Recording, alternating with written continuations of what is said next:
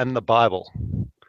Welcome to Flat Earth and the Bible, episode 1. We've got an exciting guest for you this evening. His name is Vince White, and we're going to be talking a lot about just what he's been up to and a bit about his past. Vince White's an American comic book artist, writer, creator, and independent publisher. He's best known for creator-owned work, The Legend of Willpower comic book, and one of the founders of the Primal Paper Comics, Virginia-based comic book coalition and independent comic book publishers and creators. Vince's technical training and background is in computer-aided graphic design, but he made the move to full-time comic book creator with his first independent publishing of The Legend of Willpower in March 2011. Now, coming up to 2016, Vince has got an exciting project that we're going to be talking about tonight called Flat. And without further ado, let's introduce Vince. Vince, how are you doing? I'm doing well. I'm doing well. Thank you, Robbie. Yeah, it's great to have you on. I said this is the first episode of Flat Earth and the Bible. Going to be running this as a weekly show and just getting excited, becoming a co-producer on this project. I just felt that it was important to get this to the top of the list to see this project come to fruition, because I think that not only some of the biblical themes in the comic and the card game, I think that when it comes to the lies that we've been told about the world we live in, and being brought into a fictional way through a comic book, I think is extraordinary. I think it's a great way to present this information, even if it is fictional, to get people start questioning and what would a world look like that the hero of this comic book is part of. So maybe you could tell us a little bit about your history and just what led you up to this time for you. Well, yeah, like you said, I'm a comic book artist. Before I was a comic book artist, I was a fan just like everyone else, a kid who loved comics and Saturday morning cartoons and things like that.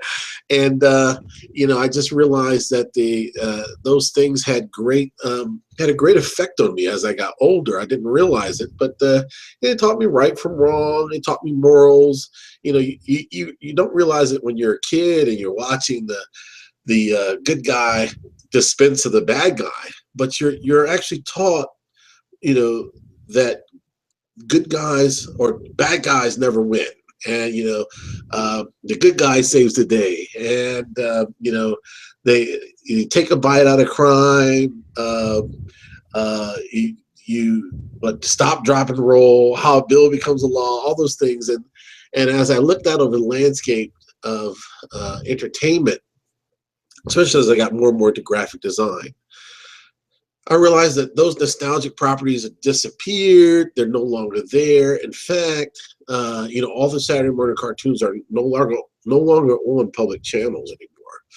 They're all relegated to like commercial or cable channels. And so for the last 20 years, kids have been watching cartoons that are more sarcastic and the heroes are more dark. You see all the movies, the thing is to have the hero dark. And so I wanted to try to create a line of comics that brought that nostalgia back, that sense of right and wrong back, the clear distinction between the good and the evil, and to give kids something to dream about again and look forward to. And my books are all ages, but I emphasize the fact that they're supposed to be inspiring young minds and young readers. And I wanted to create something that was for reluctant readers. And so hence the Powerverse and comics. And what led me here to do this Kickstarter for Flat, the comic book, is about 6-7 months ago, I was on YouTube, watching the normal streams, news, 5-second animal videos, and then all of a sudden I see something about flat Earth. So actually it was an interview, and this gentleman was talking about flat Earth, and he brought up the horizon line, and he said the horizon line never falls. And we've all been there. We've looked out on the ocean, we see the flat horizon line. if you've, I'm ex-military, so if you've ever been in an airplane or flown anywhere, I've been to Germany, all over. And as we look out the airplane windows, you see the horizon line, the carpet of clouds stretch out to the horizon line. And it really made me stop and think. It never falls from eye level. It never drops to your nose, to your lips, to your chin, and beneath you. And me already being a sort of moon skeptic, an Apollo skeptic, this sort of just clicked in my mind. And as an artist, I realized, we draw the horizon line falling. We draw it to make dramatic effects. We study perspective, foreshortening and, worm's eye view, aerial views, these things to emphasize meaning within a panel. And, when we think we think in our minds that the horizon line drops, but in reality, it still stays high. When we draw Superman flying, we always draw him flying in clear blue skies. We never draw him with the horizon line behind him because it would just take all the fun out of it. But I realized that is the case. If we were really drawing something realistically to match what we see, the horizon line would be in the back of every picture of him in the air. And that just blew my mind. And from there, I was kind of hooked, watching video after video. How does this work? How does this, is it more to it? And it just snowballed into into me having to put it into a comic book, which is Flat right now. And which obviously led me to you. I'm so glad that I met you, and now we've become co-producers on this project. And Flat is a Kickstarter project. Can I go ahead and tell them where Flat is? Yeah, I was just going to mention because I wanted to kind of throw it up. It's a very exciting night. We got a little bit of feedback. Might just wait till it. Okay, I think it's gone. But yeah, it's a very exciting night because, like I said, we're just a few dollars off from hitting the goal. The initial set amount was $4,000, and we're at $3,982 for this Kickstarter. So again, it's going to become a reality. It makes me very excited. A month or so back, I got very excited at the project, getting to know you better, Vince. Kind of hearing about your story, which you'll be going through with the listeners tonight. It was just an exciting time. Again, presenting this, you in the comic book industry, dealing, with illustrations and being able to present it in this way, I think was fantastic. So the storyline, the ideas, I think are just absolutely phenomenal. So I definitely wanted to become a co-producer, with you on this. I wanted to see it come to fruition, and it's an exciting night. Like I said, and that was just happenstance. Like you. You came across it just like anyone else, I guess. So I was kind of selectively picking people to come look at the Kickstarter, and some kind of way I think you got word of it, and you looked at it, you liked it. We talked a little bit. I even think you donated originally or pledged to it, and then we kept talking a little bit more. And you're like, hey, this is an awesome project. I thought it was, and that's why I wanted to do it. And for all those who are listening, Flat is the culmination of about 6 to 7 months of me researching the flat Earth concept and speaking about it amongst some of my comic friends. And the thing about flat Earth, or even if you're questioning the globe or the shape of the globe, the size of the globe, something about those words, flat Earth, just brings out the worst responses in people. And it was so true with me and some of my comic buddies, you could say. And they did not want to have me talk about it. I guess I have to admit that I became a little obsessed over it because I'm trying to figure out what is this thing, and I was trying to share the information with them, and they limited our conversations to only comic book talk. So I said, okay, So I said, you know what? I'm going to make a comic book about it. Therefore, I can talk to you guys about the concept. And I guess that wasn't that. That still didn't make them happy, and ultimately, uh, we kind of broke ties over this subject, and uh, had to create a whole new uh, publishing brand, Cryptic Comics.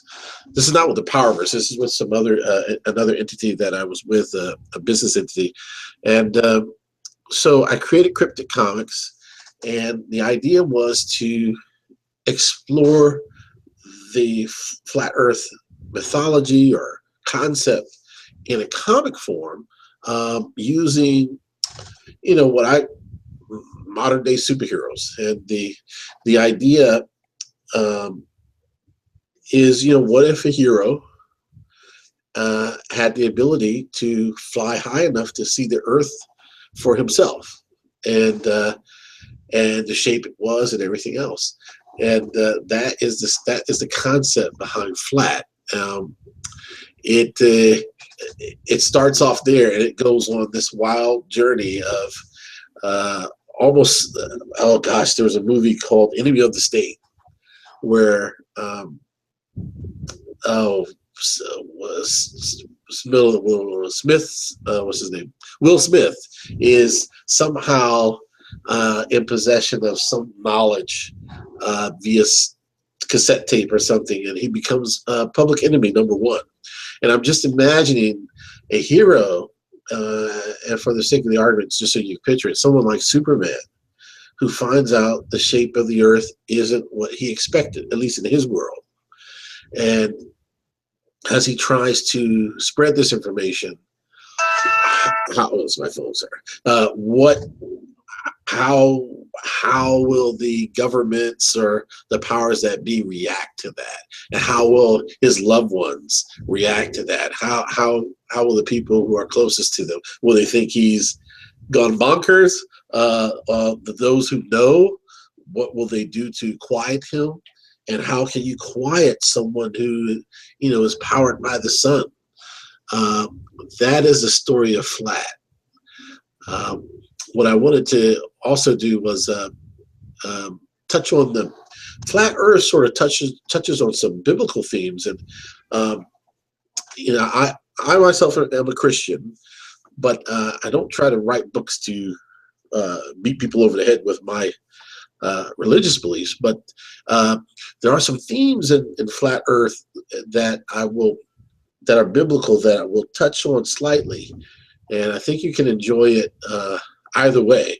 If you're not even paying attention, you might not even realize they're there, but they might point you in certain directions or certain scriptures or things like that. But the concept is very much a journey of self-discovery, and what happens when you do step into some new information, when you are enlightened, or where you find a new faith or of sorts, and those around you are not receptive of it.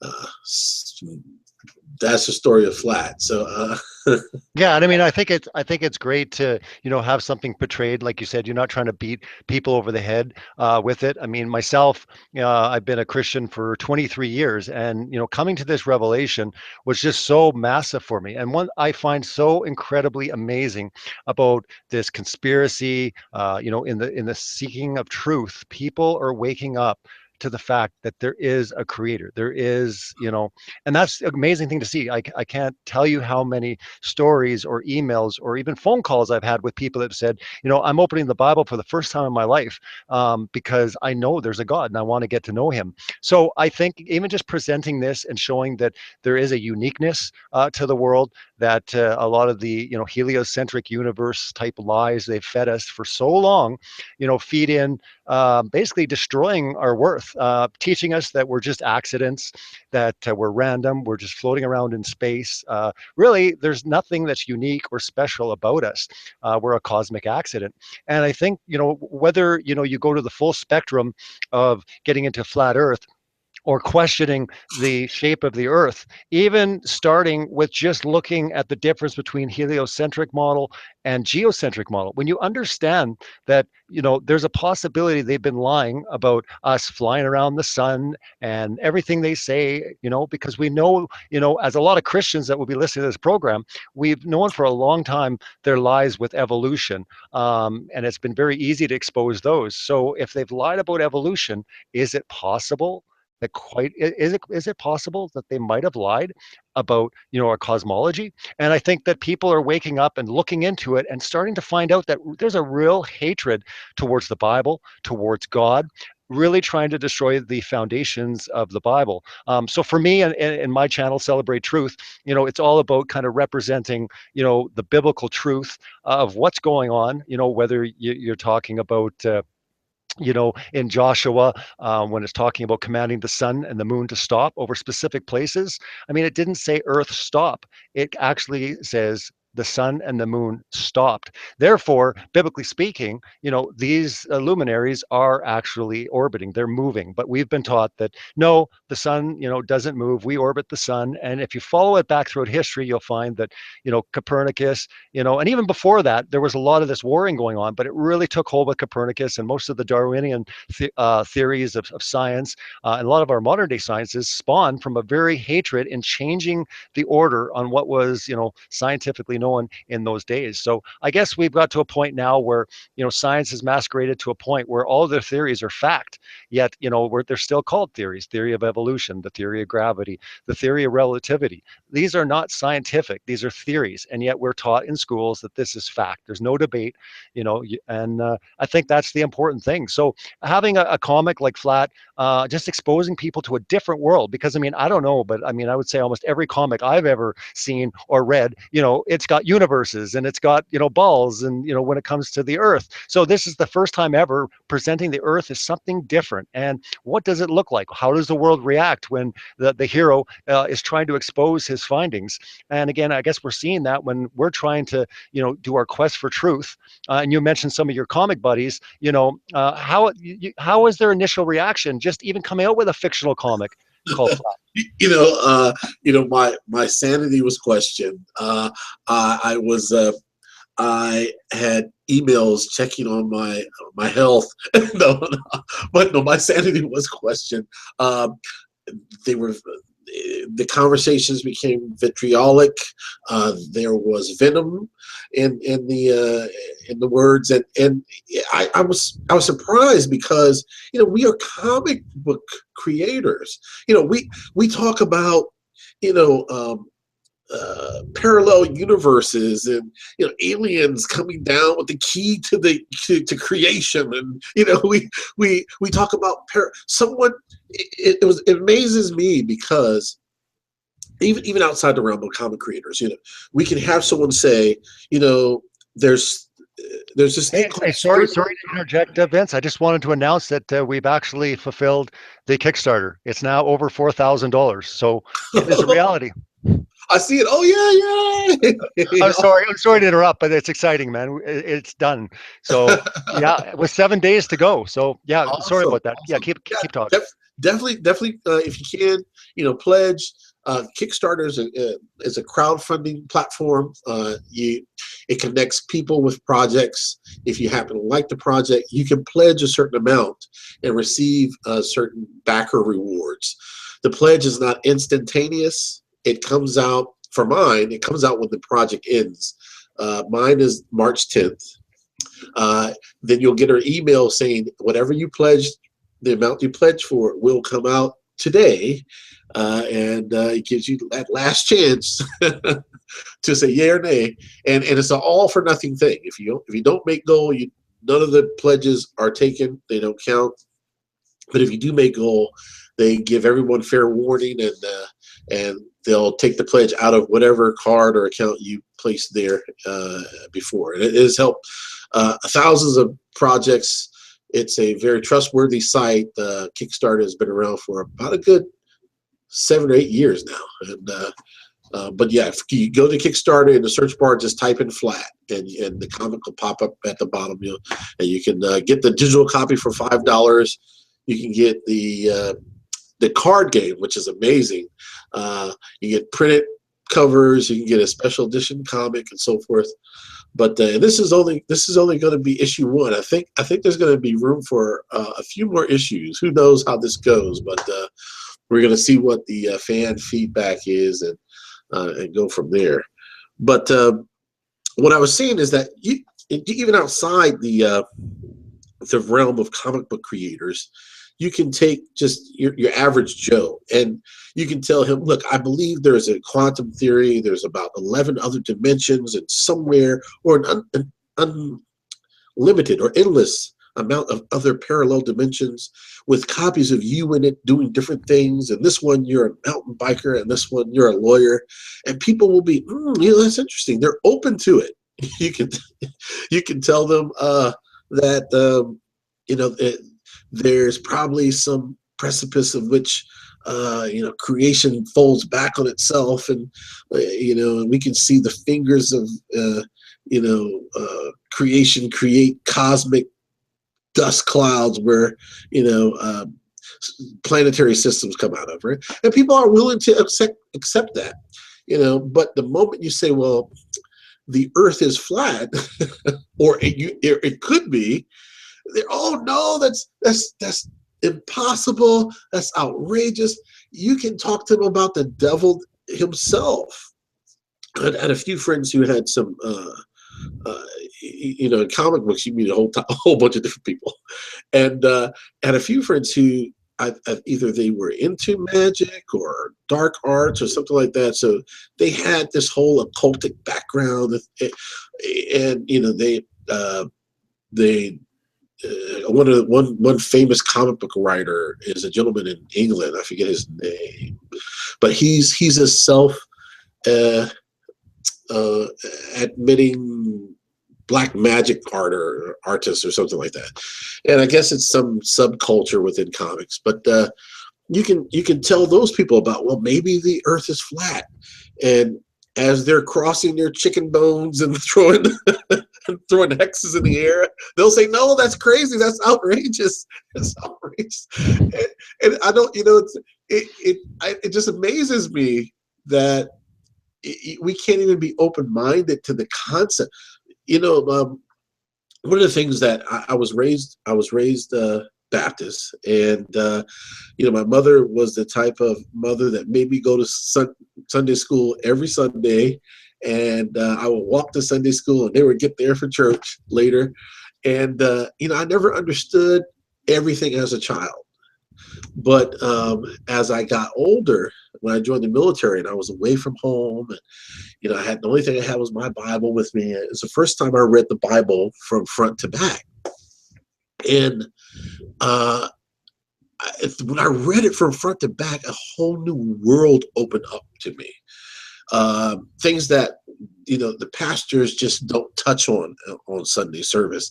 And, that level of, I hate to use the words like science fiction. I hate to use that word, but the things they spoke about between the great wars, the sons of God, the Nephilim, the flood trying to cleanse the earth, these the Merkabahs and the chariots with the wheels upon wheels, and this is the stuff that I was reading in comic books, and I saw it in the Bible. And when I saw in my mind, I was able to see that, and when I saw that in the Bible, it made me wake up and realize there's a story here that's not told. And there's a level of excitement and intrigue and a mysterious past that lay within this earth that these people witnessed, that they wrote about, that they took the time and the money to write these scribes and these codices. They weren't inexpensive to make, and it took a lot of time. So when you see Jesus quoting extra biblical text, and you're wondering, what is he talking about? Where are these books? It just lit a fire in me that I think anyone who is intellectually curious, who they don't even have to be seeking, the heart of Christ. They could just be open-minded. That once you hear this information, you'd have to say, well, where can I find more of that? And what shocks me is when I tell people about uh, the the earth and the firmament, and maybe it's not as round as we thought, that they're not curious, that their first thought is, you're crazy, don't speak about it anymore. Yeah. I mean, that's the response from a lot of people is just quick on ridicule, mocking. Really, they're not coming back with really solid arguments. And again, that's the thing is like for a lot of truthers or people that are just wanting to investigate what is truthful. It seems to me like there's been a lot of programming in place for people to get so upset so quickly. It's like they can't let go of the ball they're holding. They can't let go of their worldview. But it makes sense in a lot of ways because I mean, all of us, we were brought up, with the globe in our classroom. It's everything we've known. I mean, from the movies, from like Star Wars and Star Trek. And I mean, we love space. And I mean, this was science fiction that was basically given to us as real science. Unfortunately, growing up, even from, an early age, we're going to be taking these ideas and incorporating into our world, especially when we're told this is reality. This is what, is real. But when we find out, and again, you brought up the Bible, and again, for me, with the pursuit of truth, I always look at the Bible as my final authority in all things. And again, over and over and over again, there was just issue after issue. I mean, nowhere can you find anywhere where it's a spinning ball flying through space. I mean, you can't even find a verse to support the Earth moving whatsoever. What you can find is that the sun, moon, and stars all move.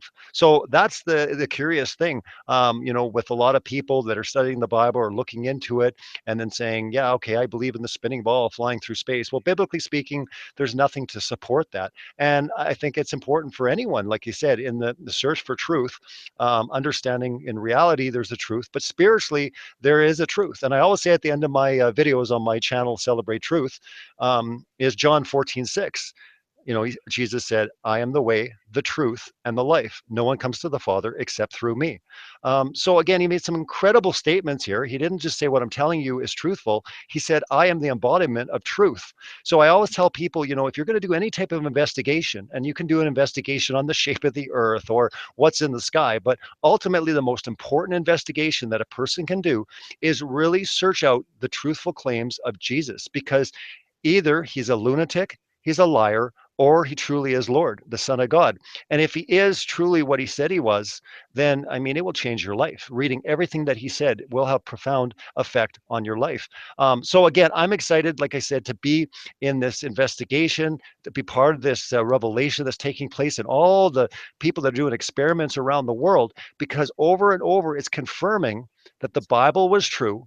And yet, man's ideas, philosophies, sciences that they've been telling us were reality, there's major problems. So it's one thing to come up with a theory. It's another thing to say this is true and this is real science. And I guess that's the biggest problem with a lot of people. But again, you'll find that you just mentioned the two words, flat earth, and people go berserk. They go crazy. So, maybe we need to start talking about, a different term or whatever. I go in the Global Lie documentary that I put out a month ago. I title myself an enclosed creationist. So for the most part, when I say to people, oh, I'm an enclosed creationist. Oh, what does that mean? Oh, well, let me tell you, they're more open-minded. But if you go to someone and say, hey, I believe the earth is flat, they're like, whoa, what in the world's going on? So I think it's important that we all kind of understand that. But having a resource like flat is so incredibly important because again, I think it's great for children, it's great for adults. I mean, who doesn't like comic books? And I mean, with the influx of all these superhero movies from Marvel and DC, and to create a comic with such a new unique approach, but also having that truth in there, that someone even taking it from a fictional point of view can say, well, wait a minute, they brought up a good point about NASA, or they brought up a good point. And I mean, you'll talk a little bit more about the trouble that the hero gets in while Yeah, he tries to expose the reality and the true Earth to the world. yeah. The flat starts off with an average Joe, just like all of us, and how we all are exposed to the conditioning from birth, that we live on a globe. We live on a globe. You see mobiles above carriages and cribs that have little planets spinning.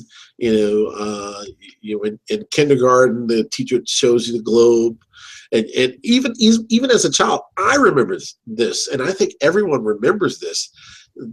They say, "What is that?" And the teacher says, "This is where you live." And you're like, well, how do you stay on the bottom? We all, even if we never said it out loud, we question it in our minds. It didn't make any sense to us, but it was conditioned, and he is conditioned, and he's just a normal Joe. He grows up and he lives a normal life, never ever questioning where he lives. And I think we don't realize how some religious beliefs are brought onto us, or that we just simply absorb and we don't realize it's religious. The scientific method, as I was taught, was that it was something you start off with a hypothesis, and you go through the steps of trying to prove it. Once you can prove it, and then you can duplicate it, and others can duplicate it, then it goes from a theory to a fact. And yet, I don't know the shape of the globe. I think none of us do for sure, because it hasn't been presented in such a way where we can definitively know for sure. But we have been presented a package where we take it for granted, and we have to realize that certain things like gravity, even though we believe we feel it, we see its effects, it's still a theory. I realize that the guys you see on the science channels, they're quantum theorists, where they're talking about different realities, space, time, and those are theories. It's just like you and I saying, I think my son, because there's gremlins, and you're able to discern, oh well, the gremlins aren't real. But when the guy who's wearing a suit and tie tells you, I think we're missing a second from this year because a tug from this deepest dark abyss in Zeta sector is pulling time from us, you say, oh wow, that's so deep, and you never question it. Well, this is what the hero of Flat goes through, until one day the truth, or his truth and his reality, smacks him in his face, and he has to wake up. He has to wake up, just like Neo in the Matrix. He has to wake up. And my friends all ask me, well, why would someone lie about the shape of the earth? Why would NASA lie? Why would anyone lie? Where you are is very, very, very important. Everything else is sort of based off of where you are. If you were knocked out, I heard this the other day, if you were knocked out and you wake up, the very first thing you ask is, where am I? Because where you are will dictate what you do next. Yeah. And what your purpose is there. If you wake up in a Spanish jail, you have a whole bunch of thoughts going on in your head. If you wake up in your bed, you have another set of thoughts. And so where we are is very important, and it will tell us what our purpose is.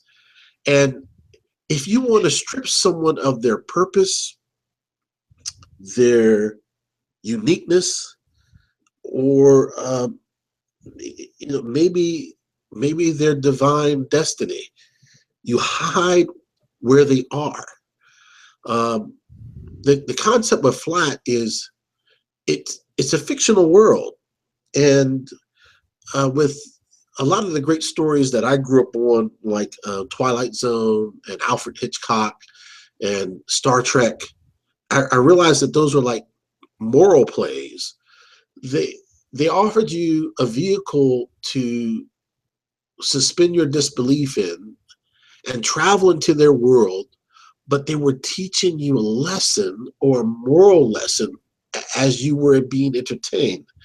So when this hero goes through this awakening and he realizes that, wow, I was asleep all this time, and wow, let me look around. Why is it I can see the starlight from those stars that are 40 million billion miles away?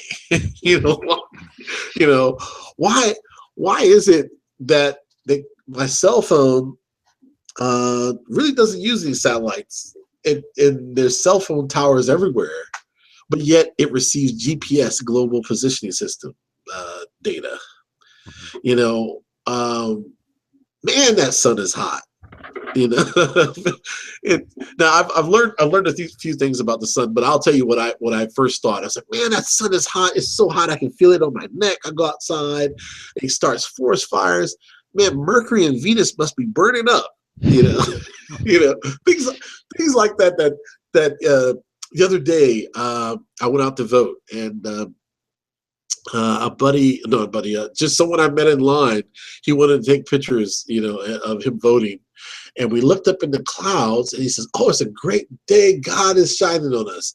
We looked in the clouds, and there was a concentration of light, and there were sunbeams coming down in a triangular fashion, pointing up to one point of light in the clouds.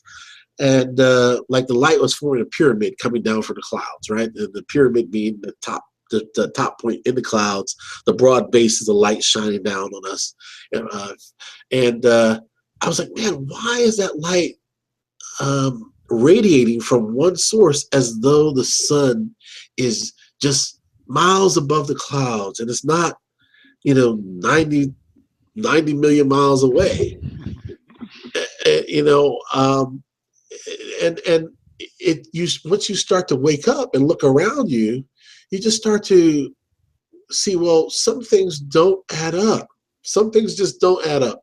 I don't know why they don't, but they don't. That's a good point because things do not add up. I mean, they've given us numbers like the sun being 93 million miles away, and then you're getting other, like we're talking about the stars being light years away, and just all the numbers. Again, it just comes down to like evolution with these numbers. They come up with these astronomical, insane numbers, and then if you really in reality think about it, it doesn't make sense. I mean, I always use this analogy. It's like you build a really nice dining room, and then you want to find a light to light the dining room. Are you going to find something that's a million times bigger than the dining room itself? I mean, it makes no sense. And I mean, the Bible's very clear that God put lights in the sky for times and seasons, but he put the sun and the moon, one for day, one for night. So if you're thinking for a light for the day and a light for the night, why would you need something that is millions of times bigger than the object that you're lighting? We don't use that logic anywhere here on Earth, but yet we believe this. We believe that it's just a small, sun, really. I mean, you're getting into like Betelgeuse, or you're getting into like, other ones. I mean, we have a small little one. We're told that all the stars are suns. And again, it's important for people just to, instead of just hearing, what people are saying, look into it. Look at the reality. I mean, you brought up the sun, Vince, and I mean, you have major problems when you see hot spots on the top of clouds. Oh, If it was 93 million miles away, there would be no hot spot. So again, we can get into the horizon, we can get into all these sort of things. But let's just say, for example, that we both agree that when you bring up flat Earth, people just tune out. They go, crazy. And I mean, if you want to bring out I like how Rob Skiba says it, but he goes, if you want to bring out the inner psycho in someone, just mention flat Earth. I yeah. think it's really funny. So what I say is, okay, let's just put that aside for a second, and let's just say, okay, let's look at what we've been taught. And could they have lied? And really, if you look at the heliocentric model that we're all spinning around the sun versus everything else is spinning around the Earth, again, you're going to see with great documentaries like The Principle that have come out using tons of science to support the fact that, it can go either way. I mean, so while they're saying, nope, there's only one way, look into the difference between heliocentrism and geocentrism, and you're going to find some incredible things. I mean, like in the documentary, they talk about being off by a factor of like 1 with 120 zeros after it. They admit that in cosmology, they have no clue. That's why they're bringing up dark matter or dark energy. But again, for the listeners and for people that are watching, let's just, for example, what would it be like to basically go into the world of flat? Like what exactly would happen? Maybe mention the storyline, but also, how the authorities in a fictional way, and we understand that this is fictional. You and I would agree that there's a lot Yeah, of truth yeah. being presented. But let's just say that people are listening to this broadcast or watching, and they're saying, okay, I just want to put myself in this world, in this comic. What exactly, would it look like if they were to be bystanders and watching how the hero starts to expose and how the world responds to the hero? Oh, flat is in modern day, so it's just like today. Um, the streets are busy. The news is on. Uh, there's wars and rumors of wars. There's people trying to get from A to B. Um, People are rude on the streets. Horns are honking, and our main hero, he's just a delivery driver stuck in traffic after having a life that we have all explained. He grew up, he's seen the globe in elementary school. He went to the planetarium in high school. He has the same education as all of us, but above him, in the world of flat, as you rise up and the density changes, as you go higher and higher into the 7 layers of light in his world, uh, there is a war brewing. And the celestial bodies, the luminaries, are at war. So the lights in the sky are at war with one another. And 1/3 have already fallen. And one of the last to hold the line is the lights of Orion's belt. We see it at night. We look up. We see the 3 stars. Uh, that's Orion's belt. He is the belt of the hunter, as they say. I believe he's chasing 7 sisters or something. I forget the storyline of the astrological storyline of Orion, but he's supposed to be the great hunter. But the personification of Orion's belt is there in the 7 layers of light, high above this world, and he's surrounded by these unilluminated lights, and they have taken the form of beings with armor and swords, and they want to strike him down. So as he vows to not fall, as he vows to be to remain an illuminary, he's jumped upon. They seize him and they strike him down. And although his physical form, the things with the lights, they can change form. They can change from this incandescence into a fleshly form, but they strike him in his incandescent form, and he falls.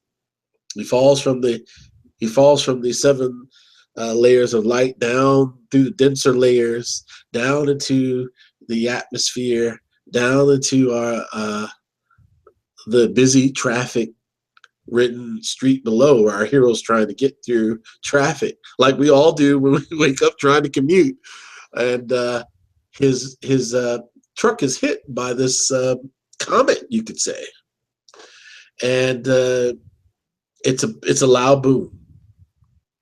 And when the smoke and dust settles, there's a huge crater, and all the cars are blown aside. The entire city block is destroyed, but yet our hero climbs out. He's no longer the average driver. He looks like the guy on the cover, flat. And what has happened is the essence of Orion's belt has been transferred to him, which is why he has the 3 stars on his costume. And as he begins to digest what has happened to him or process what's happened to him. He realizes that he has an assortment of abilities that only the luminaries have had. And this leads him to, as I say, realizing the shape of his world. And he has a choice to make. And he meets a couple of people along the way to help guide him. I don't know if I should say this one, but but a couple of people you could say shared biblical ties. Nothing major that you would know, no Jesus or anything like that, but but a couple of people from biblical texts appear to him and help him try to make this transition. And as he goes and he tries to realize if he's sane, if he's still alive, he meets several people who are going to be in his corner, from religious people to reporters to his family. And as he tries to bring this information to more and more people up the chain, he's met with resistance. And the world sees a savior, but the message that he starts to portray is rejected. And what happens when you are sent to save the world, but they don't receive you? And what happens if the powers that be know the truth, but they won't do anything to help you? This is the construct of Flat. Now I see this. This all takes place sort of like in the first issue, but as I've called Rob a couple of times, and even though we've kind of just met over the last few weeks, I've bugged him, and as I sit at home, I've been thinking of how the storyline could continue even further and further and further, as maybe the world is not ready to be awakened. Maybe you have to awaken people individually. And this is what Orion, the star Flat, begins to realize, or maybe he realizes.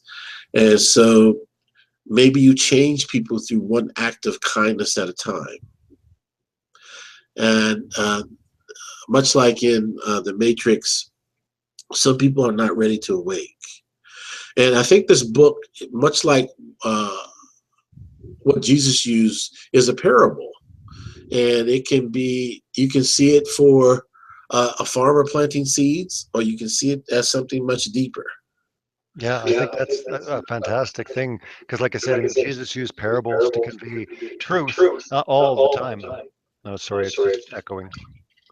I'll just wait till it goes away. There it goes. Yeah, so Jesus obviously used parables, and he was amazing, obviously, at illustrating truth, through stories. And again, that's why Flat to me is so important, because even like with the hero Orion, going up into the sky and basically reaching the firmament. And again, here's a very biblical, structure. And again, this has been, taken a big revival. And I think with a lot of people, even if looking at Genesis 1, 6 to 8, and God said, let there be a firmament in the midst of the waters, and let it divide the waters from the waters. And God made the firmament and divided the waters which were under the firmament from the waters which were above the firmament, and it was so. And I mean, a lot of people have looked at that verse and they've come up with ice canopies and all sorts of things, but really you're talking about two massive bodies of water above us and below us. And this is my opinion, but I think that if the physical firmament was not in place, we would all drown.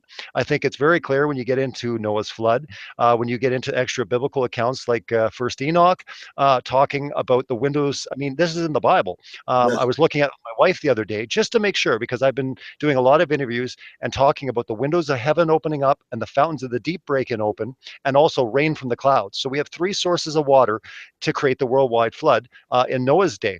And it's very clear that even afterwards, it says that when it stopped, it says that the rain from the clouds stopped, the windows of heaven were shut, and the fountains. You got three sources of water. So again, when you're getting into the firmament, and people for longest time we're trying to figure this out with a scientific heliocentric worldview, from a globe point of view, how do you put this into context? But if you're dealing with a enclosed structure, if you're dealing, with, as Job 37:18 says, has thou with him spread out the sky, which is strong and as molten looking glass? I mean, it's talking about the firmament, the sky, the expanse is strong, and it's like molten looking glass. So it has like a transparency, but it's solid. Over and over and over again, you can see it. Ezekiel talks about above the firmament. Over their heads was the likeness of a throne. They see basically the Christ sitting on the throne in Ezekiel, but it literally says the firmament that was over their heads, and above there was a throne, right? You can get into even, Psalms 148:4, where it talks about praise him, ye heaven of heavens, and ye waters that be above the heavens. So a lot of people say, well, when Noah's flood happened, all the water drained out. But you've got books after the flood still talking about big bodies of water above us. So I think that even at the beginning of flat, like at the very beginning, when he does receive his powers and he goes up, and all of a sudden, dink, he basically reaches the firmament, which I think is a very biblical, analogy, getting into the understanding of looking down. How far can man get up? And again, we've got NASA and we've got all these things, showing us all these pictures. But I personally believe, and it might sound really crazy to a lot of people, but again, I guess time will tell. But I don't believe that we can get up high enough to see exactly how big the earth is. And Job, it actually says, who of you, can measure the breadth of the earth? Well, I thought we had it all figured out. We've got the weight, we've got the mass, we got like the distance, we've got everything mapped out. Yet Job, God is clearly saying, look, none of you are going to know these things. It says, who can see the pillars that the earth rests upon? Basically none of us. So there are going to be mysteries that we'll never really understand. And I think that's what's the beautiful thing in a fictional comic such as Flat.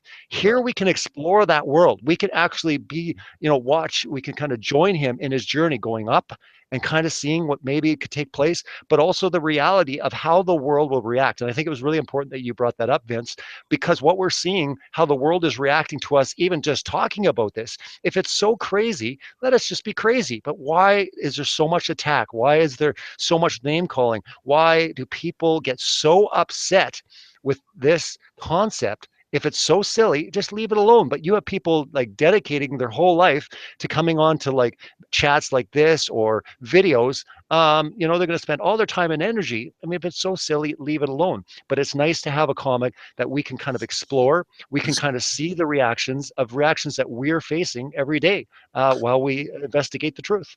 And he gets to ask those questions like, whether he asks his companion or he asks the powers that be, how is it if the earth is, all my life I've been taught the earth is a globe, and that the air and the winds and the oxygen, the things that make our atmosphere cling to it, but yet space is a vacuum. How is it that our atmosphere is not ripped into the suction of space, into the vacuum of space? How is it? Is there something holding it here? Some physical structure? We use gravity as an excuse, but yet, we say gravity is so strong, it holds buildings. Right now, wherever you are on this planet, there is some city or structure directly underneath you on the opposite side of the planet. And gravity holds all that together.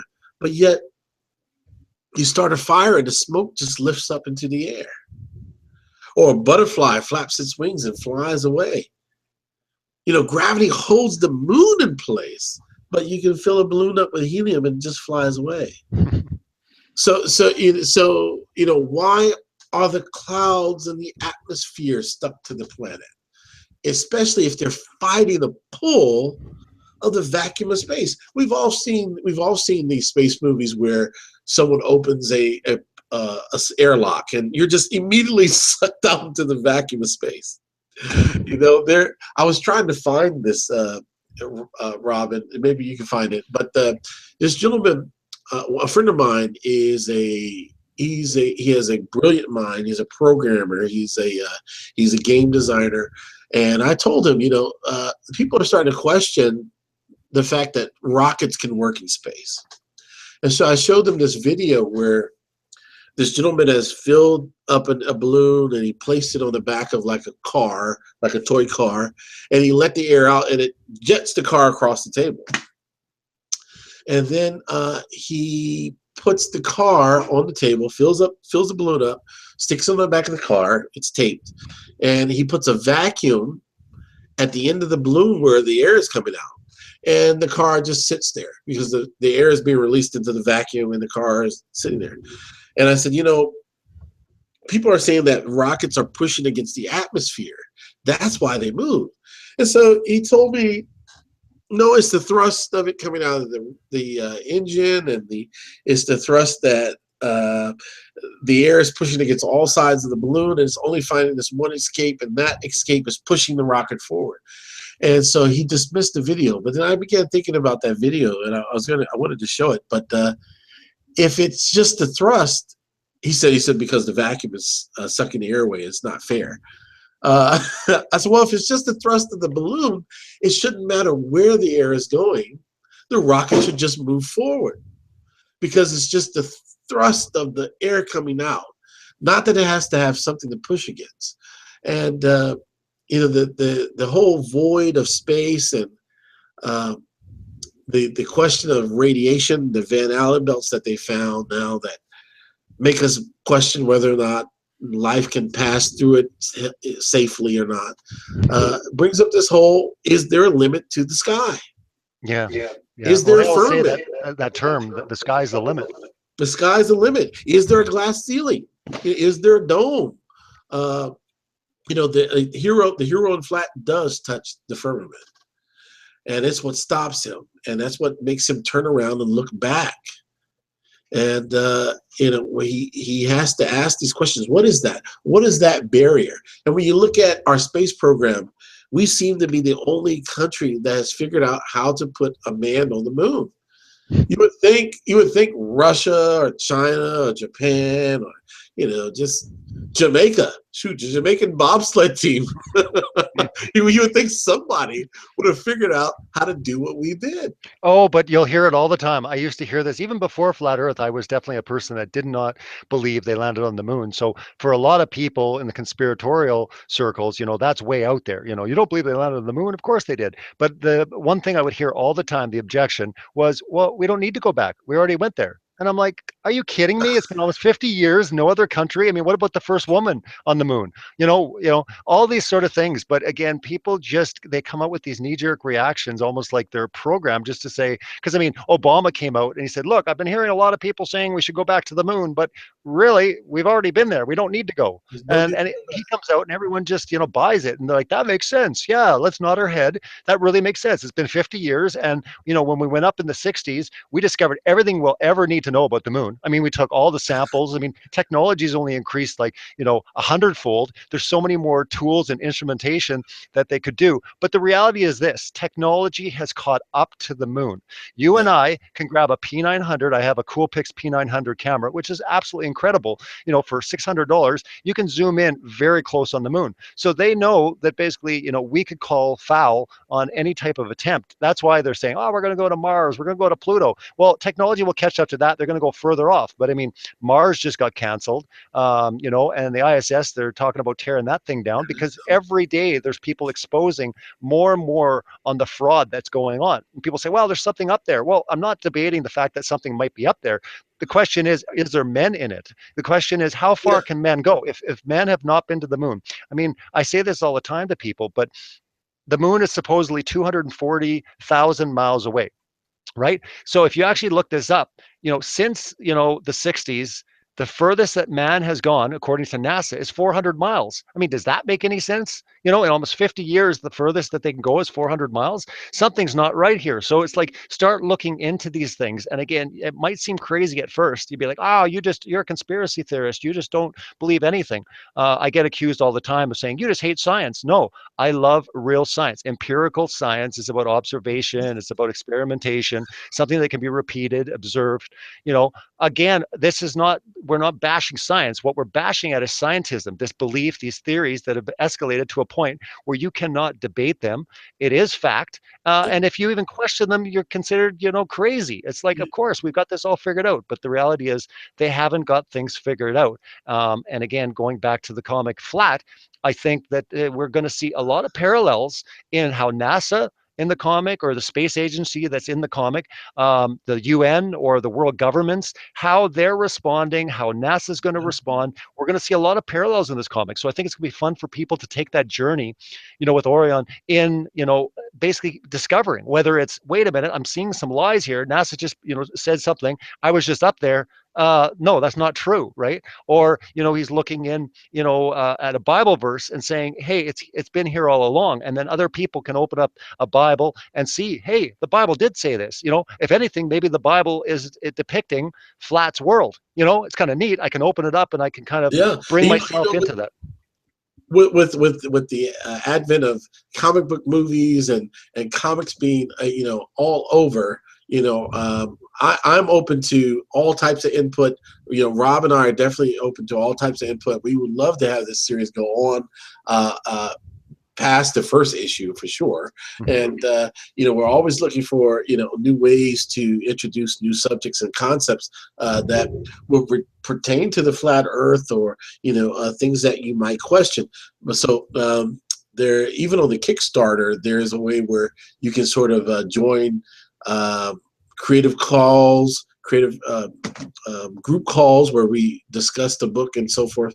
But yeah, Rob, like one of the things that I was, Bobby, sorry, I'm totally. Oh, for anyone that's just joining us right now, I'm the host, Robbie Davidson. We're here with my special guest, Vince White, the creator of the Flat comic book.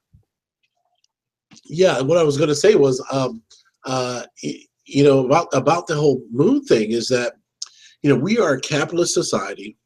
There's nothing that we don't take and just abuse. We find coal in one area, we're gonna frack it, we're gonna drill it, and we go to the moon. And I remember as a kid, they were selling plots of land on the moon. I remember they were selling stars where you could put your name on the stars. Okay, the fact that we went to the moon and we haven't gone back, it baffles me, because we're talking about going to Mars, and the perfect launching pad would be the moon. If we have the ISS space station up there and we know the shuttle docks up there, then it would just be a hop, skip, and a jump to the moon to go ahead and start building a space station there. It'll probably be less dangerous than the ISS.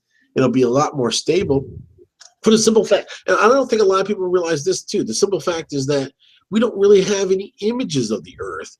All the images that you've seen are computer generated or painted, or what they call composites. You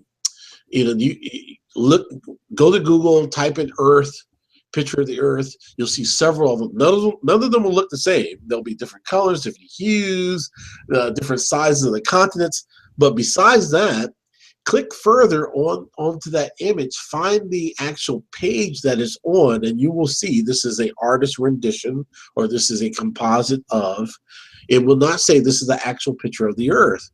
Okay, out of 50 years, we have what I think 1 or 2 pictures that they say were taken by the Apollo astronauts, and they have been debunked because there's anomalies in the photo where you can see they have copy and pasted things.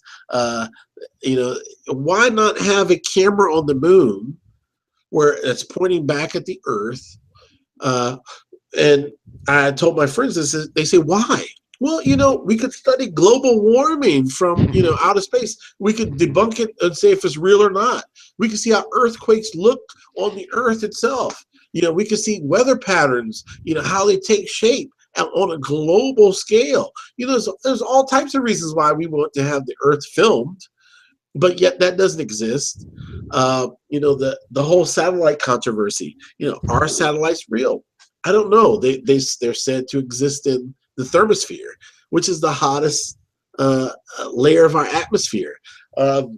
the radiation alone will probably heat the components up, destroy the machinery, and they're not necessary. If you're trying to send a beam back up and down to a satellite, and that satellite is just off just by a little bit, I mean that equates to miles on the Earth. If it's off just the tad, um, whereas they say we can bounce signals off the ionosphere. That brings me to Marconi, the gentleman that sent the first radio signal across the Atlantic back in like the late 1800s or something like that. They told him it would never work because of the curvature of the Earth, but it did. Then later they said, oh, well, you bounced the signal off the ionosphere. Well, if we can bounce signals off the ionosphere, why have satellites? And if we have satellites, why are there cell towers every time we turn a corner?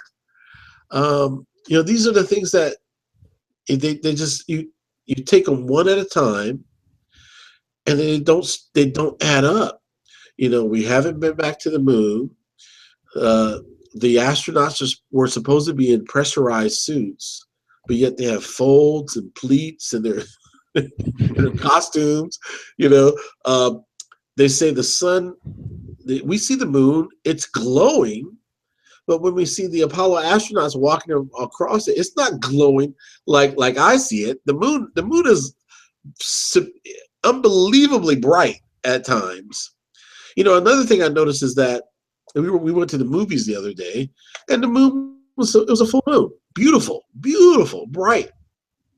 Drove from the theater to the house, and the moon was a different size. And you would think, 2 blocks or three or 4 blocks shouldn't change the size of the moon if it's that far away. And I've seen it with the sun. I've seen the sun way heavy and large and loom large in the sky. And then either we move locations or later in the day slightly, it's a totally different size. And if it was that huge and that far away, it shouldn't change size because of a few blocks. Things like that just don't make sense. And No, it doesn't make sense. I mean, in the year 2016, we don't have any. I'm sorry, it's just okay. But in the year 2016, we don't have any HD video footage of the spinning ball, the entire spinning ball, in its entirety. There is none in existence. I mean, for people to look at that and go, that's not strange. We're supposed to have, how many satellites or all these probes. And yet, we have the Hubble telescope that shows us billions of galaxies, billion light years away, but yet they can't point it at the Earth. Just everything, when it comes to like going out, into space, we never have a video showing leaving our atmosphere into space. There's not one video anywhere that shows that. They show a rocket going up and then it ends up going sideways and then it just continues on until you can't see it anymore. That's the reality. So again, you're looking at it and sometimes it's hard not to giggle or laugh when you look at some of the things that are so incredibly insane that they're pulling off, and yet we have believed it. It's not just other people have believed them. You and I, at one point, we believed it too. We didn't really look into it too much, but we just looked at it as like, yeah, there they go. They're going into space. And one day, we're going to have, we're going to be like Star Wars and we're going to be traveling different planets. And how cool is that going to be, some time in the future.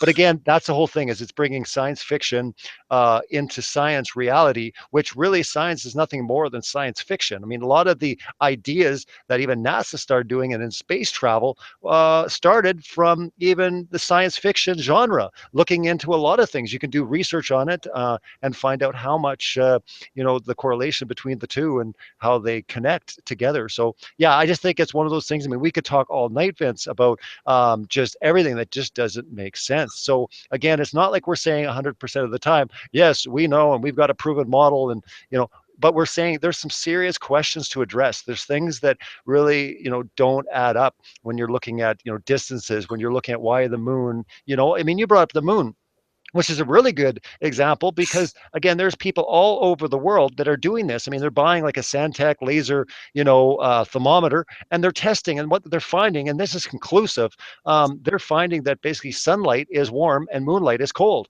And they're finding that not only do you, like in the sunlight, you're hot and you go in the shade to cool down, But the opposite is taking place in moonlight. It's actually colder in the moonlight, and when you go in the shade, you warm up. And then people got really kind of experimental, and they're like, hey, wait a minute, when I magnify sunlight, I can burn paper or I can burn ants. So what would happen if I magnified moonlight? Well, people are seeing differences of like 12 to 14 to 15 degrees difference when you magnify moonlight. I mean, there's going to be some experiments taking place where they hyper magnify moonlight to see if they can start freezing objects. So it's exciting to see all the empirical scientific experiments that people are doing all over the world, because the reality is you can't go out and test space. I mean, the idea that they even knew what space was, they'll say, well, we had anti-gravitational chambers. Yeah, but those things had walls. How do you test that there's no walls in space, you know? So the whole idea, and I go back to like the biblical, and this is kind of something that I've thought of and I've mentioned a few times, but really I had a hard time. I was thinking about all the adjectives for space. It was black, it was dark, it was void, it was nothing, it was a vacuum, it was, all these adjectives. And I started thinking, okay, if God's going to create billions of universes inside space, would it be beautiful? Would it be different colors? Would it have like energy fields to it? All these sort of things. But when I find that it's just black, it's void, it's nothing, it's dark, these are weird adjectives, and we start praising these adjectives, going, oh, God's amazing, look at what he created. But really, it's almost like, could it be that it's a satanic lie where Satan wanted God's creation to start praising his basically imagination? Could it be that basically space is hell? It talks about in the Bible that there is no light in hell. It says it's absolute pitch black. Well, space, there is no light in space. So I started thinking these things. I'm like, very interesting. If you had a really deep-seated hatred and you wanted people to start praising and loving the darkness and the blackness and something that has no light, could you start attaching God to something that wasn't even God made? So again, these are questions, but I just look at it and I'm like, I don't know. You look at the earth and just look at God's creation, and it's like vibrant, and it's colorful, and it's diverse, and it's, and then you got space. It's just nothing, black, dark. It does nothing. This is something that I always I had to realize, which helps me realize that the unbelievable, the unthinkable, the thing that you cannot imagine, the thing that's the most absurd, has to exist, which confirms that there is a creator beyond all understanding. And even within the flat universe, it's probably it's the case. And this is here are the logical examples that I had is that, okay, one of these things are true. Taking the heliocentric model and the Earth moving around the sun, okay, either this universe goes on forever and ever and ever and ever, which is impossible, an impossible concept. Right? If something go on forever and ever and ever, have no end, is almost magical. All right. But that has to exist, or that space is finite and something exists outside of it, which is completely unthinkable, right? It has to be, Vince. It has to be, biblically speaking. I mean, anyone listening or watching this, if they're coming at it biblically minded, and if you're going to look at the Bible being the authority for all truth, you have to understand that nothing is infinite other than God himself. The idea of attaching an infinite quality to anything in creation is almost blasphemous, in my opinion, because God is the only one that's infinite. Everything else would be finite. I mean, time itself was created in an enclosed creation. It's linear. We can see, God can literally see the start to the finish to the middle. But to basically attach anything, whether it's your universe, anything that's created outside of God, to attach it to any eternal or an infinite quality, I think is kind of another satanic lie. Yes, and you're right. And but either either extreme has to it employs the implausible, which means that the implausible has to exist. And the ultimate implausible for many people is that there is a creator. And when you say that either space is infinite or space is finite, those things are just so wild. But one of those two has to exist, because we exist somewhere, and that somewhere is either boundless or it's finite. And what houses the universe is awesome and if it's finite, what houses Yeah. it has to be awesome, and if it's boundless, what houses it has to be awesome. Okay, so we know that the awesomeness exists. All right, the awesomeness exists, um, and it just proves the point. It just proves the point that something beyond our understanding is out there, and when you look at the pure perfection of life. How I asked someone this the other day. So who believes in evolution? And I don't knock it completely, but I do say, well, if we came from a primordial ooze, where did that primordial ooze go, and how come there's no new life created from it? Like not new species, but brand new life. If we're carbon based, but why aren't we seeing electrical based, or why aren't we seeing why aren't multiple plasma based? Why aren't we seeing multiple life forms come from multiple forms of primordial soup? Because we've given, even if you give the odds and the numbers, there's a good chance that life would spring again, especially if it sprung once. And I just don't see it. Um, the our universe is mathematical. You can see the structure and intelligence behind it. It's amazing how things are perfectly placed. Um, Yeah. it's like we run like a clock. Yeah, no, we do. I mean, it's been very intricately designed. I mean, there is an intelligence behind it. I mean, even getting into our DNA, I mean, they've looked at it as computer code. I mean, you just don't look at your computer and say it just spontaneously existed. You say that someone created it, you know? I mean, like you look at a watch and you know there was a watchmaker. So Exactly. these are the things that sometimes people just don't want to look at. And again, when you really get to the heart of it, they want to create a world without any type of accountability. Because if we're just a random accident, sorry, it's just kind of feedback a bit. If there's just that type of, cosmic accident, well, yeah, there's just no significance. There's no, relevancy to anything that we're doing. I mean, we're just going to die. We're just animals. I would tell listeners as well. There's what we've pointed out it's just the surface of things that do not add up, and once you have so many things that don't add up, they start to form a direction. One of the things is that I found interesting was the stars themselves, and the fact that uh, there really isn't any parallax in the stars. The stars don't overlap or cross one another. In fact, they move in unity. They move as a group. Like Mhm. the I mentioned Orion's belt, and that formation has existed for thousands and thousands of years. They don't go out of line by even the micro measurements. They don't misalign at all. They move in unison around the North Pole and or the pole star Polaris, and every constellation moves together as as though they're moving around us.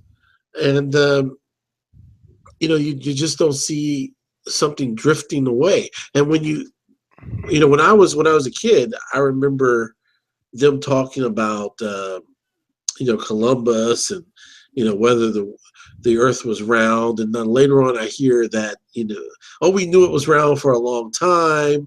And I don't know what story is true, but if they were still arguing that in the 1970s when I was a kid, Mhm. you know, Mhm. uh, and pointing to Columbus, and pointing to people trying to traverse the globe, then I ask, why haven't we in the flat Earth model? The Antarctic is basically a wall, and in the flat universe, the Antarctic is a wall, much like the wall in the Game of Thrones, and it encloses the Earth. Um, it keeps the waters in. It's like a petri dish, basically, and it's the circle of the Earth engraved in the I guess the bedrock under the waters, and the waters have been separated by the firmament above and below, and the wall keeps everything out. Oh, my dog's barking. But circle of the Earth, blah blah blah. My question is, I almost lost my train of thought. The question is that why has no one gone over the Antarctic? And I just saw something recently that one company said they have, but they have been brought up on charges for fraud and everything else. But other than that, no one has crossed the Antarctic. We don't fly across it. It's the shortest route between South America and anywhere else, like Australia, places like what is that near Australia? But we don't fly over it, and we say it's too cold. Yeah. But yet we've been to the void of space. Yeah, the thermosphere and like cold and hot temperatures. Oh, sorry. These things just and when you couple that with the fact that what we experience at the higher and higher you go, even with amateur hot air balloons, the surface of the world appears flat.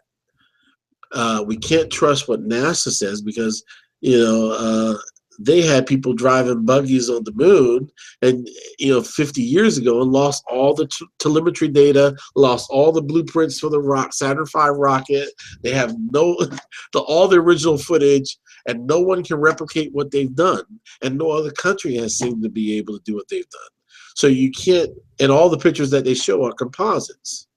So if I kept, what I equate this to, Rob, is that if you met me and I said, I have a mansion in the mountains, and you say, oh, you do?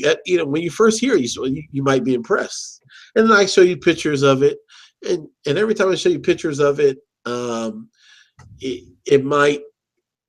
it's different families in front of it. Never my family, right? just different families. And you've known me for a while now. Time goes on, 10 years, 15 years, 20 years.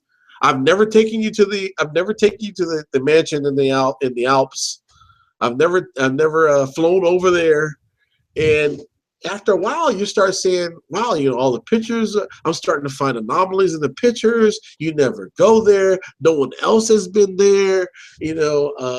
Every time Virgin Airlines makes a spaceship that can fly out to your mansion in the Alps, it falters and falls down, as though something is stopping it. You start to say, Vince, I'm not believing your story. And I said, well, you know what? I have a mansion on the moon.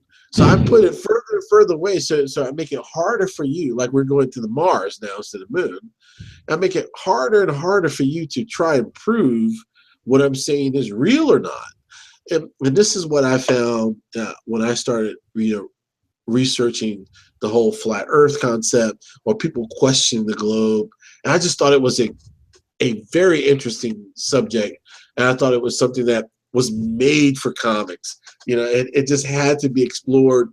It had to be something put into a fictional world and have those characters digest it, have those readers digest it. And the reason why I think this format is awesome is because you can hand that book off to someone, let them read it, and just say it's a good read. And then if something pops between their reading it and their reality,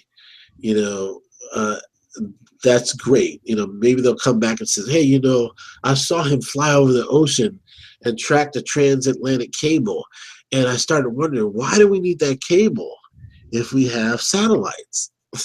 And you maybe start thinking, Vince, this comic's pretty cool. Besides that, the card game. Did you see the updated pictures of the card game? I've seen them. I guess I could pull them up, or you could pull them up. Right there. Yep. some people play Pokemon or Magic. I decided to create a card game with it, where the cards are actual like psyops that are played to cause damage to the public psyche, and like right now, it's showing the wall, the Antarctica. It's basically no one.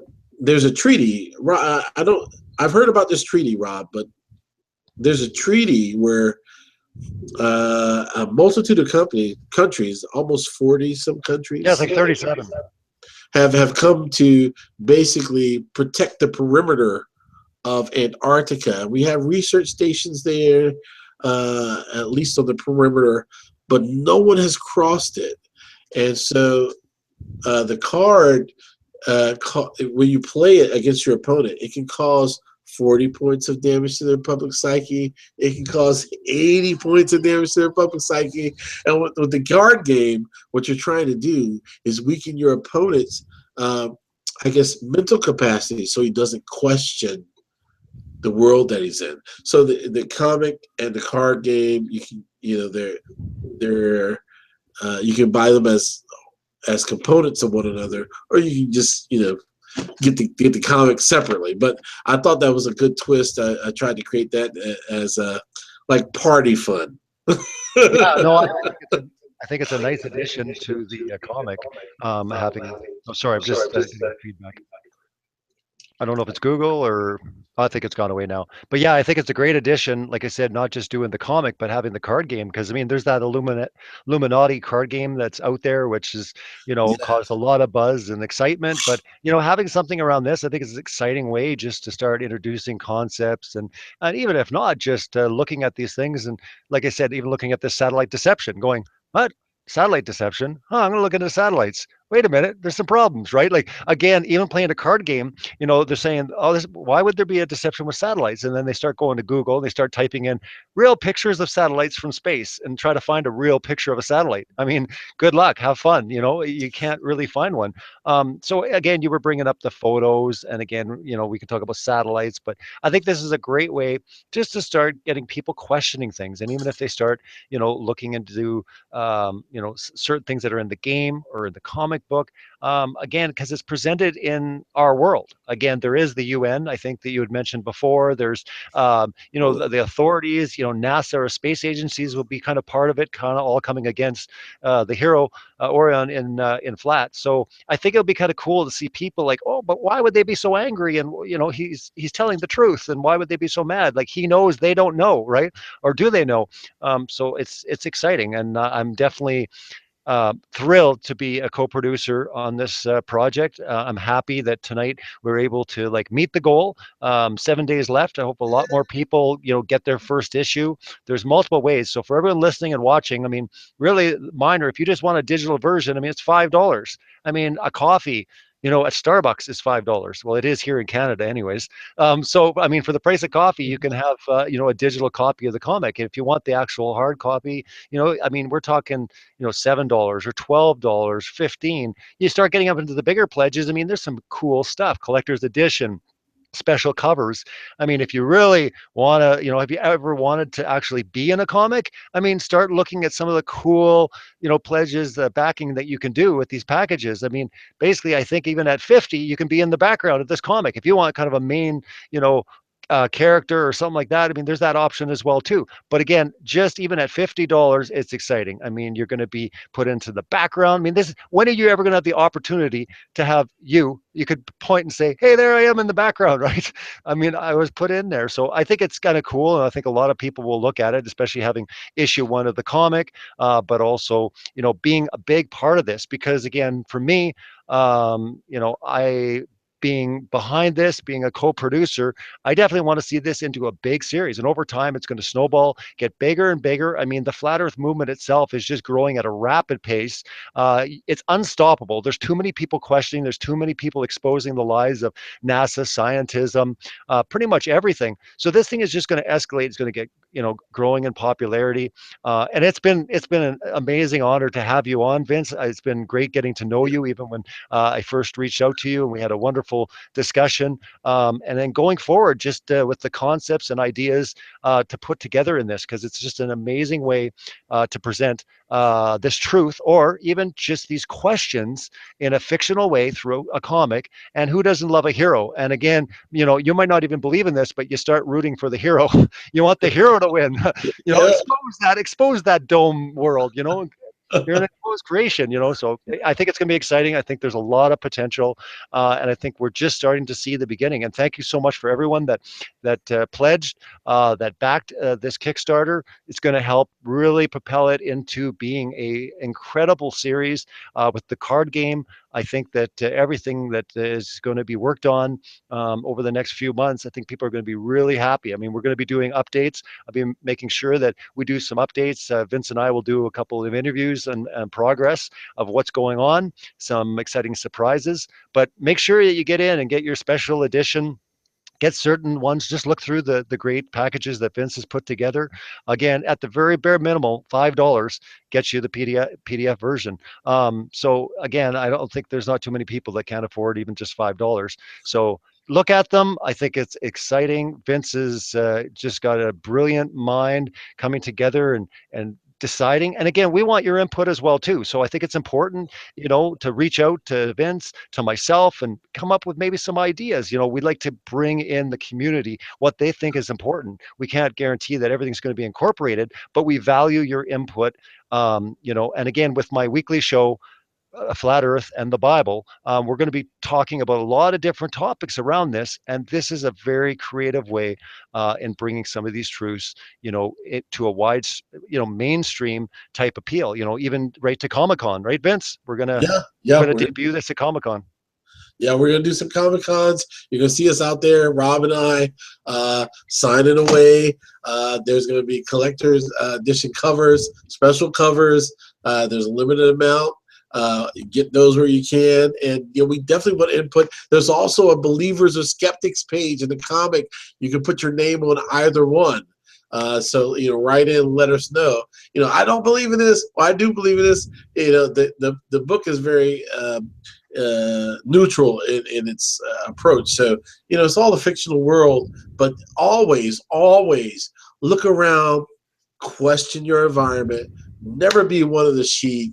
If you're following too close, make for sure you look ahead or above the person in front of you to see where you're going. So, flat on the cover it says, "Is knowledge truth?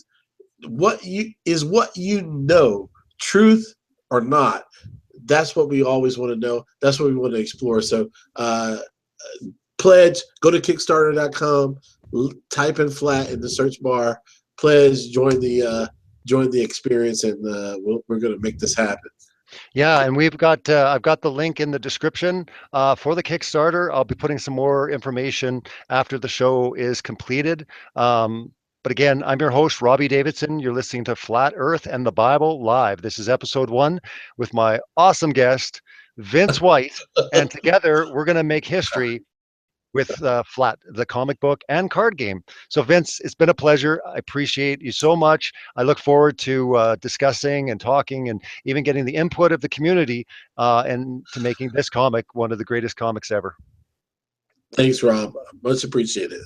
Okay, take care. Thanks everyone for listening, and stay tuned for next week for episode 2. Take care. Blessings.